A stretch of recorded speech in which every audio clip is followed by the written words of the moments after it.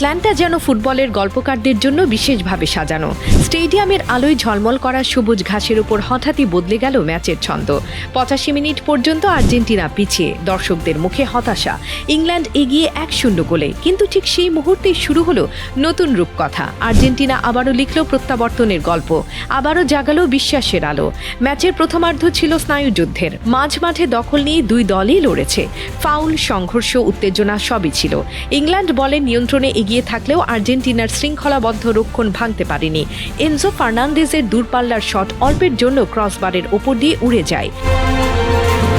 দ্বিতীয়ার্ধের 53 মিনিটে Morgan রজার্সের cross থেকে অ্যান্থনি গর্ডন ট্যাপ ইনে ইংল্যান্ডকে এগিয়ে দেন। একের পর এক সুযোগ তৈরি করেও সমতা ফেরাতে পারছিল না আর্জেন্টিনা। গড়িয়ে যাচ্ছিল সময়, ক্ষীণ হয়ে আসছিল আশা। কিন্তু 85 মিনিটে শর্ট কর্নার থেকে মেসির পাস পেয়ে বক্সের বাইরে দাঁড়িয়ে এনজো ফার্নান্দেজ দুর্দান্ত বাঁকানো শটে পরাস্ত করেন পিকফোর্ডকে।